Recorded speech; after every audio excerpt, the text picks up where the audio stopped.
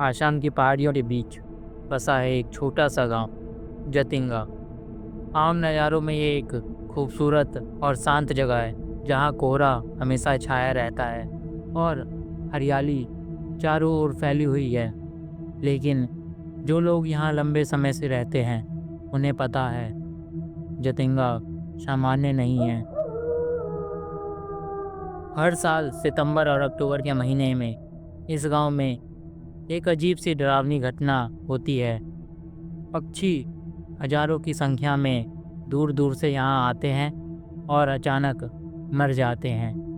कुछ इमारतों से टकरा जाते हैं, कुछ आसमान से गिरते हैं, पर कोई नहीं जानता क्यों और कैसे। जतिंगा कई सदियों पुराना गांव है।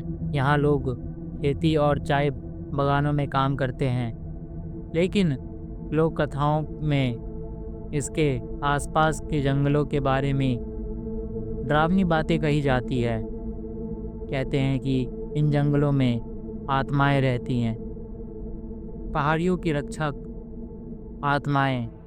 अगर कोई भी प्राकृतिक संतुलन को बिगाड़ता है तो वो नाराज हो जाती है और कहा जाता है कि पक्षियों की मौत भी उनकी चेतावनी या सजा है। 1960 के दशक में वैज्ञानिकों ने पहली बार इस घटना पर दस्तावेजीकरण किया। हर साल सैकड़ों पक्षी अजीब परिस्थितियों में मृत पाए जाते हैं। कुछ रोशनी, आवाज़ या अचानक हिलने डुलने से फंसाकर मौत की ओर खींचा जाता है। कुछ समय पहले, साल का महीना था सितंबर। पहाड़ियों पर घना कोहरा छाया हुआ था। गांव के लोग रात को अपने घरों में बंद थे। तभी अचानक आवाज़ आई, पंखों की खड़खड़ाहट, चीखती हुई चिड़ियों की आवाज़ और अंधेरी पहाड़ियों में कुछ अदृश्य ताकत घूम रही थी। रवि, गांव का एक युवा, यह सब देखने के लिए जंगल में गया। जैसे ही वो पेड़ के बीच से गुजरा, उसने देखा कि पक्षी अचानक अजीब तरीके से आसमान में घूमने लगे, फिर एक एक कर नीचे गिरने लगे। कुछ पंछियों की आंखें खूनी जैसी लाल हो गई थी और उनके पंख जलते हुए लग रहे थे। रवि ने पीछे मुड़कर देखा। जंगल की परछाइयाँ हिल रही थी। हवा में अचानक एक ठंडक और डर का एहसास फैला। तभी उसने देखा एक परछाई, लंबी, काली, इंसान जैसी, लेकिन उसका चेहरा पूरी तरह स्पष्ट नहीं था। यह परछाई धीरे धीरे पक्षियों के ऊपर बढ़ रही थी और हर पक्षी जो इसके संपर्क में आता वह तुरंत गिर जाता।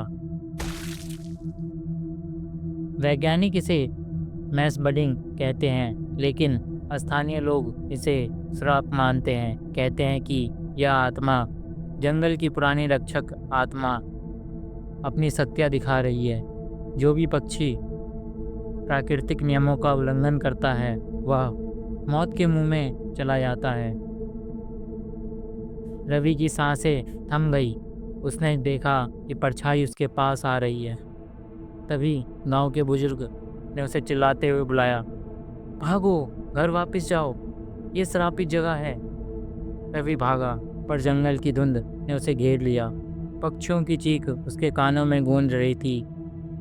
उसने जब अपने घर की ओर देखा तो देखा कि आसमान में हजारों पक्षी नीचे गिर रहे थे, जैसे कोई अदृश्य शक्ति उन्हें पकड़कर गिरा रही हो।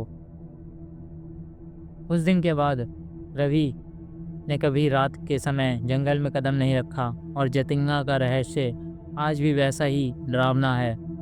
हर साल वही मौत का मंजर, वही रहस्यमय परछाई और वही सन्नाटा। अगर आप भी कभी आसाम की पहाड़ियों में जाएं और सितंबर अक्टूबर के महीने में जतिंगा से गुजरे तो सावधान रहिए, कहीं आप भी उस परछाई की निगाहों में ना आ जाए, क्योंकि जतिंगा केवल पक्षियों का ही नहीं, आपके डर का भी घर है। तो सावधान रहिए। मिलते हैं अगली कहानी में, तब तक के लिए जुड़े रहिए हमारे चैनल के साथ और वीडियो को लाइक और शेयर करना मत भूलिए।